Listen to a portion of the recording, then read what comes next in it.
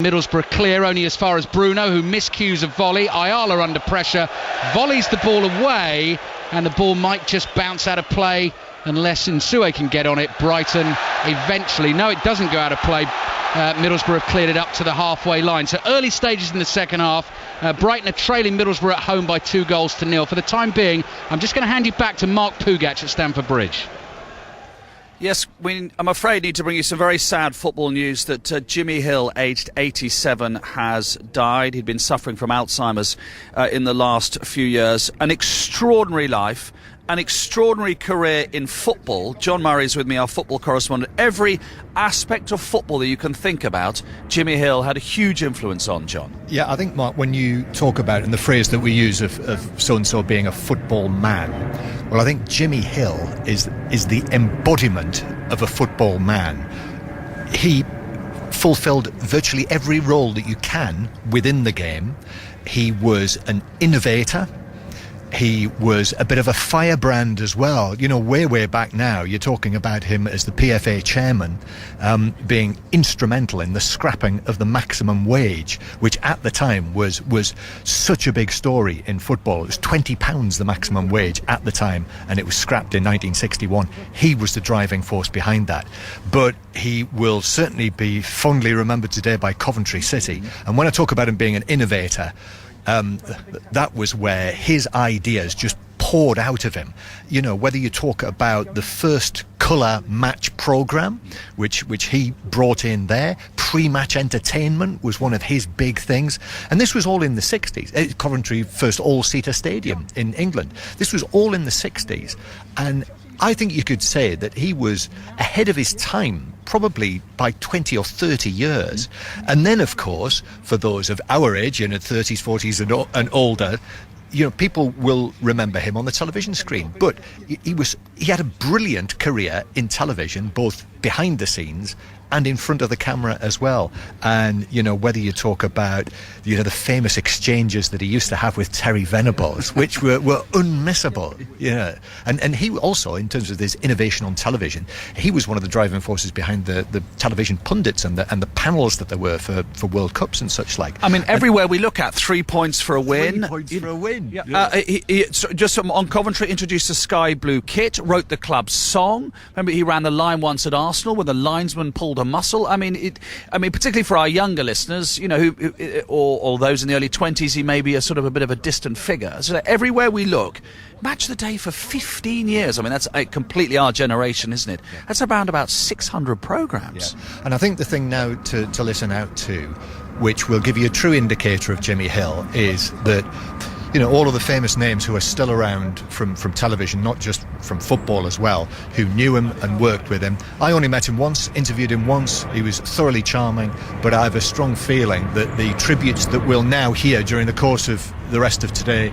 and in the morning as well, I think they will be really touching and heartfelt and genuine. Yeah, and just going back to when they broke the maximum wage at £20 a week at Fulham, where he'd played with Johnny Haynes. Johnny Haynes then became the first £100 a week player.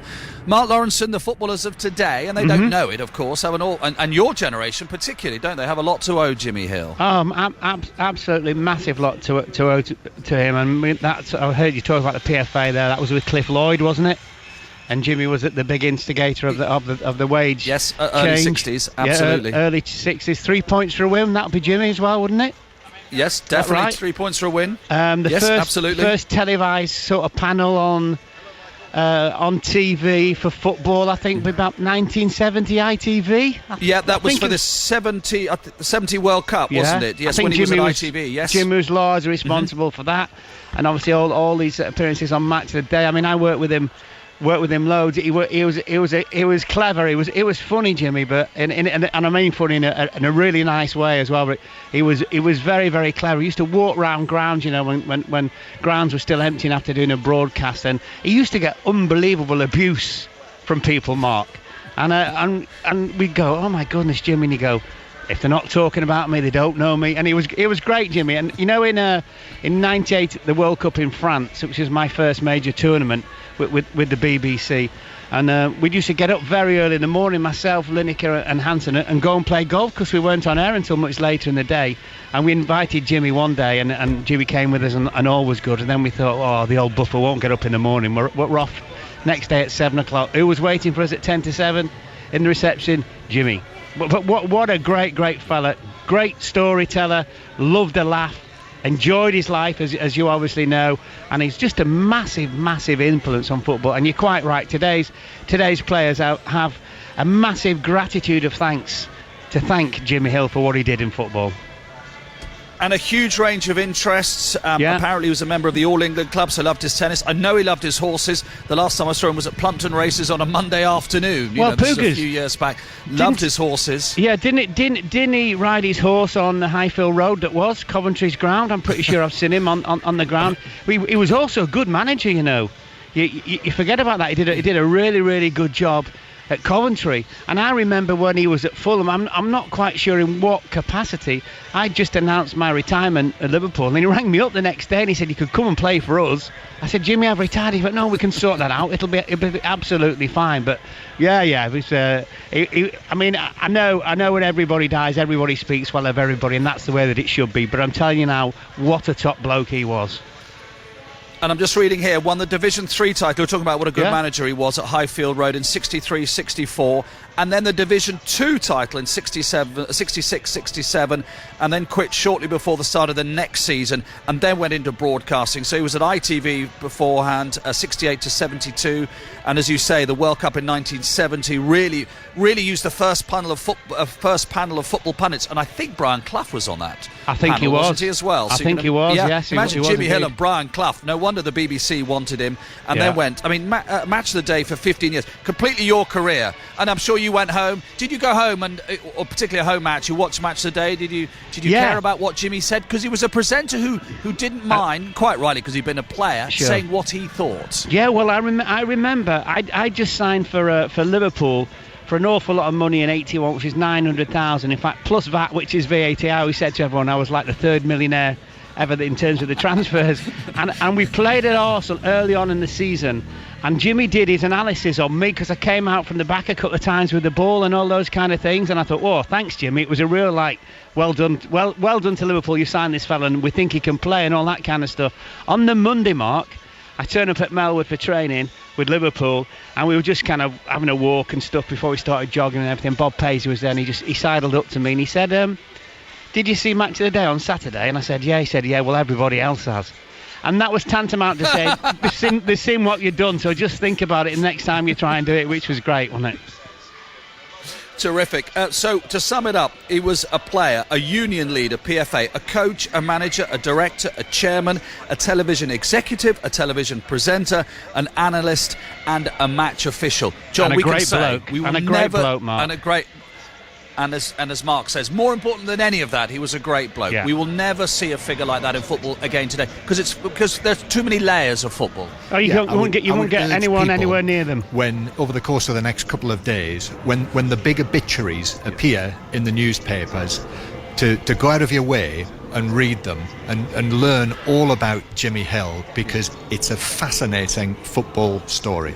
He was a good player as well, Mark, wasn't he? I mean, he played in the Fulham team with Jimmy, with Johnny Haynes, 300 games, 52 goals. He scored 5 for Fulham in one game away at Doncaster in 1958, a team that gained promotion to the First Division. He wasn't top quality, but he was a very good player. Yeah, and footballer in inverted commas. That's what he was. Did he not play with Sir Bobby Robson at Fulham?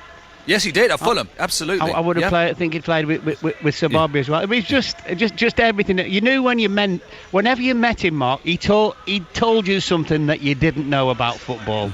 I mean, that's very, very unusual. And then he'd tell you a great story after it as well, by the way. Terrific stuff. There will be plenty of tributes to Jimmy Hill, who has passed away at the age of 87. Another great football figure. It was only a month or so ago that we were talking about Howard Kendall. Another great football figure has passed away. Pat Murphy would have known him very well indeed, of course, with his beat particularly in the West Midlands. Pat's at the Hawthorns today. Pat, good afternoon. Give us a little Mark, insight into your dealings with Jimmy Hill. Great bloke to deal with, Jimmy Hill. He'd stick that bearded chin out and say things that other people would tremble about saying. I love the way he used to get under the skin of Terry Venables on the TV sofa. He used to give that everyman shtick. He talked like the guy in the pub and say things that we were all speaking. He wouldn't be part of that cosy mafia that sometimes exists on TV sofas, the golf club syndrome. He would be very happy to rattle the tumbrils and get stuck in. I'm not sure there was a greater all-rounder in football when you think of those various hats that he wore. And the modern footballer owes a lot to Jimmy Hill, the minimum wage, 9.61, when he was a player. The dominance of TV now across the landscape, Jimmy Hill would thoroughly approve of that. I love the way he'd be contrary, and you wouldn't really care what he said, and he'd do it to get a reaction, always with a twinkle. I can see him now bestride a horse on the pitch at Highfield Road. Can you imagine what the groundsman would say today?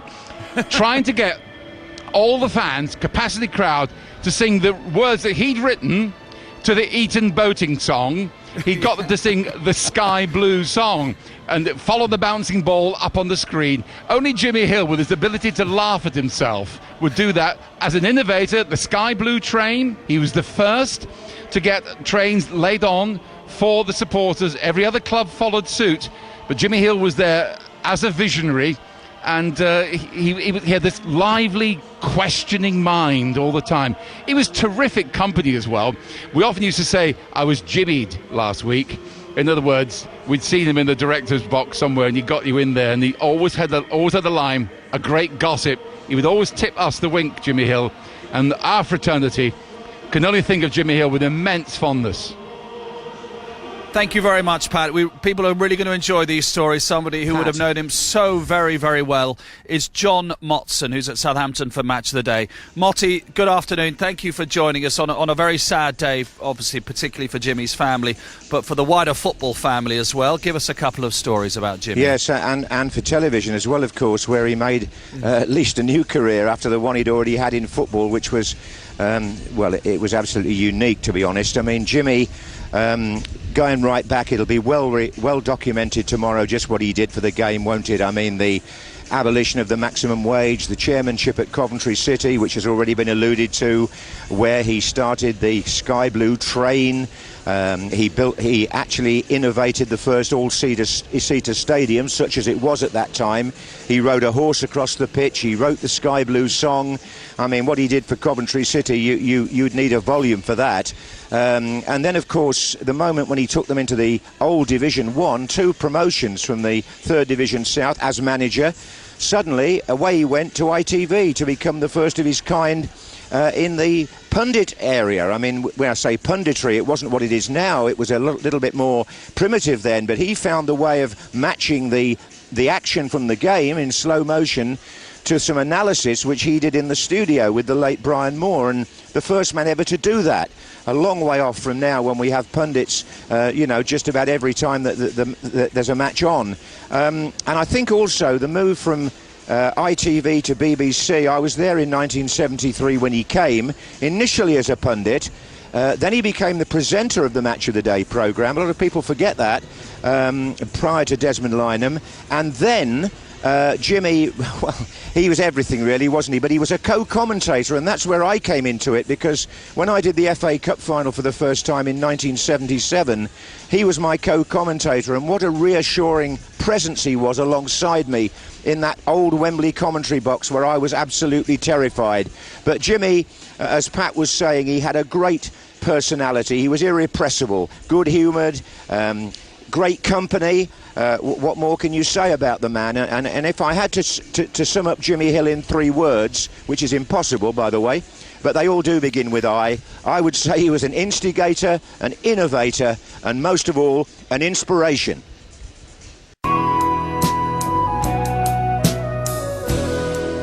Across the bridge where angels dwell, across the bridge where angels, across the bridge where angels dwell, children